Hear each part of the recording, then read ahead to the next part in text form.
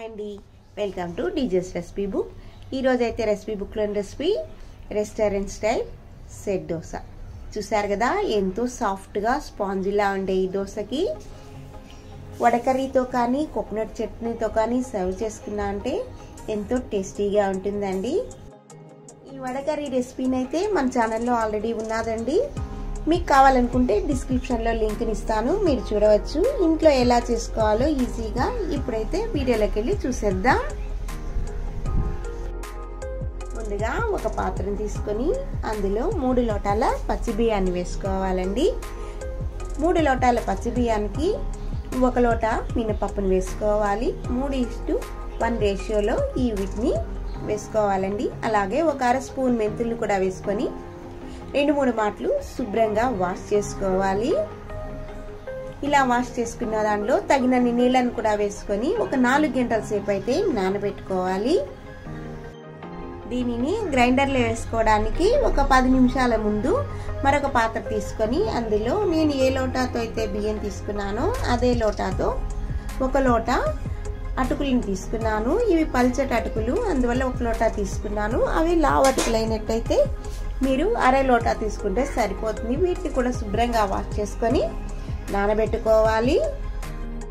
4 గంటలు అయిన తర్వాత ఒక మిక్సీ జార్ తీసుకొని మనం ముందుగా నానబెట్టుకున్నటువంటి బియ్యం మినపప్పుని కొద్దిగా వేసుకుంటూ తగినన్ని నీళ్ళని వేసి మెత్తగా రుబ్బుకోవాలి. అలాగే ఈ వీడియో కనుక మీకు నచ్చినట్టయితే ఒక లైక్ని అయితే చేసేయండి. మీరు చేసే లైక్ వల్ల ఈ వీడియో మరికొంతమందికి రీచ్ అవుతుంది. చూసారు కదా, ఈ మాదిరి మెత్తగా అయితే ఉండాలి. ఇప్పుడు మరొక పాత్ర తీసుకొని మనం రుబ్బుకున్నటువంటి ఈ మిశ్రమాన్ని అందులో వేసుకోవాలి. ఇలా మొత్తంగా రుబ్బుకొని ఆఖరిలో మనం రుబ్బుకునేటప్పుడు మనం ముందుగా నానబెట్టుకున్నటువంటి అటుకులను కూడా వేసుకొని రుబ్బుకోవాలి. మీరు కనుక నా ఛానల్ని మొదటిసారి చూస్తున్నట్టయితే తప్పకుండా సబ్స్క్రైబ్ చేసుకోండి. అలాగే బెల్ ఐకాన్ని ప్రెస్ చేయడం మర్చిపోవద్దు.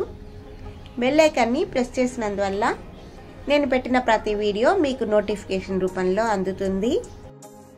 ఇలా మొత్తం రుబ్బుకున్న తర్వాత ఇందులో తగినంత ఉప్పును కూడా వేసి ఒకసారి బాగా మిక్స్ చేసేసి మూత పెట్టి 8 గంటల సేపు కానీ లేదా ఓవర్ నైట్ కానీ దీన్ని ఫర్మెంటేషన్ చేసుకోవాలి. నేనైతే ఈ బ్యాటర్ని డిన్నర్ కోసం రెడీ చేస్తున్నాను కాబట్టి 8 గంటల సేపు మాత్రమే ఫర్మెంటేషన్ చేసుకున్నాను. అయినా కానీ చాలా చక్కగా పొంగింది. చూసారు కదా ఎయిర్ బబుల్స్ ఎలా వచ్చినాయో. ఇప్పుడు ఒకే డైరెక్షన్లో ఒకసారి బాగా మిక్స్ చేసుకొని మరొక పాత్రను తీసుకొని మనకి ఎంత బ్యాటర్ కావాలో అంత బ్యాటర్ని మనం ఆ పాత్రలో వేసుకొని మిగిలిన బ్యాటర్ మీద మూత పెట్టి ఫ్రిడ్జ్లో కనుక పెట్టుకున్నామంటే 2-3 రోజుల దాకా అయితే ఉంటుందండి. అలాగే ఈ వీడియోని చివరి దాకా చూసి మీరు కూడా ఒకసారి ట్రై చేసి ఎలా వచ్చింది అనేది కామెంట్ రూపంలో తెలపండి. ఇప్పుడు పిండిని చెక్ చేసుకొని పిండి గట్టిగా ఉన్నట్టయితే కొద్దిగా నీళ్ళని యాడ్ చేసుకొని పల్చం చేసుకోవాలి. చూసారు కదా, ఈ కన్సిస్టెన్సీలో ఉండాలి. ఇప్పుడు స్టవ్ వెలిగించి పెనం పెట్టుకొని పెనం హీట్ అయిన తర్వాత కొద్దిగా ఆయిల్ని అప్లై చేసుకొని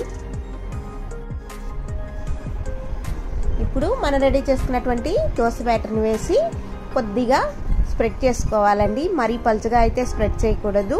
ఇప్పుడు కొద్దిగా ఆయిల్ని కూడా వేసుకొని మనం దోశని కాల్చుకోవాలి. చూసారు కదా, హోల్స్గా వచ్చాయంటే మనం రెడీ చేసిన బ్యాటర్ పర్ఫెక్ట్గా ఉన్నట్టు.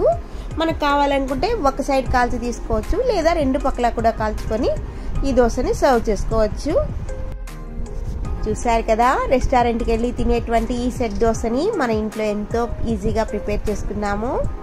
ఇలాంటి మరెన్నో టేస్టీ రెసిపీస్ కావాలనుకుంటే మన ఛానల్ని అయితే సబ్స్క్రైబ్ చేసుకోవడం మర్చిపోవద్దు. మరో వీడియోలో మళ్ళీ కలుసుకుందాం.